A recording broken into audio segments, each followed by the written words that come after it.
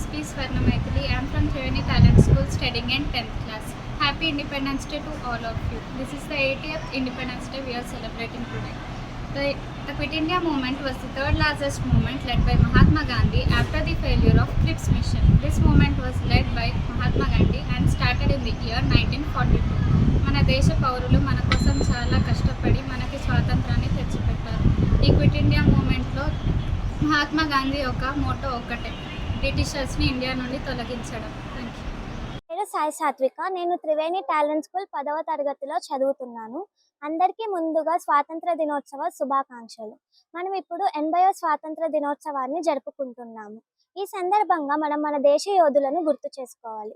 అందులో ఒకరైన సుభాష్ చంద్రబోస్ గారి గురించి నేను చెప్తున్నాను. సుభాష్ చంద్రబోస్ గారు మన స్వాతంత్రం కోసం ఎంతో కష్టపడ్డారు, పట్టుదలతో కృషి చేశారు. ఈయన మన బ్రిటిష్ వారిని ఎదిరించి పోరాడటానికి వరల్డ్ వార్ 2 జరిగే సమయాన్ని అదునుగా తీసుకొని జపాన్కు వెళ్ళి మన దేశ సైన్యాన్ని తీసుకువచ్చారు. వారితో ఇండియన్ నేషనల్ ఆర్మీ అనగా ఆజాద్ హింద్ ఫౌజ్ని తయారు చేశారు. కానీ తరువాత బ్రిటిష్ వారు చేతిలో ఆజాద్ హింద్ ఫౌజ్ ఓడిపోయింది. అప్పుడు సుభాష్ చంద్రబోస్ గారు ఎక్కడికి వెళ్ళారో, ఆయన చనిపోయారో లేదో కూడా తెలియదు. కానీ బోస్ గారు మన దేశ స్వాతంత్రం కోసం ఎంతో కష్టపడ్డారు, ఎంతో కృషి చేశారు, ఎంతో త్యాగం చేశారు.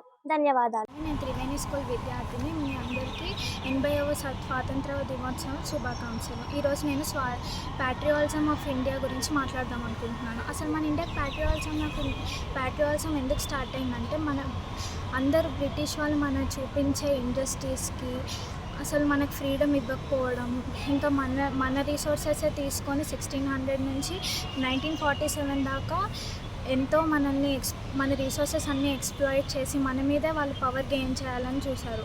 కానీ మహాత్మా గాంధీ ఇంకా చాలామంది లీడర్స్ ఇవన్నీ అబ్జర్వ్ చేసి చాలా కష్టపడి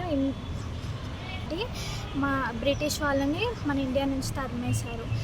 అసలు వాళ్ళు చూపించిన ఇండస్ట్రీస్ ఏంటంటే, ఫస్ట్ ఆర్మీ ట్రూప్స్లో వాళ్ళ బ్రిటిష్ వాళ్ళకి ఎక్కువ పవర్ ఇచ్చి మన ఇండియా వాళ్ళు ఎంత కష్టపడినా కానీ మనకు కొంచెం కూడా పవర్ ఇవ్వట్లేదు. ఇంకా ఎడ్యుకేషన్ ఇవ్వకుండా వాళ్ళ దగ్గరే బతకాలని, మన రిసోర్సెస్ తీసేసుకొని అన్నీ మనవే తీసుకొని వాళ్ళే మనల్ని రూల్ చేయడం స్టార్ట్ చేశారు. ఇంకా మన జైనాబాగ్ ఈ మూమెంట్లో కూడా మన ఇండియన్స్ అందరినీ ఒక పార్క్లో అక్కడ పెట్టేసి ఒక గేట్ నుంచి ఫైరింగ్ స్టార్ట్ చేస్తే ఎంతోమంది లెక్కలేనంతమంది చనిపోయారు. ఇదంతా చూసి Gandhiji quit India movement, civil disobedience movement ఇవన్నీ స్టార్ట్ చేశారు.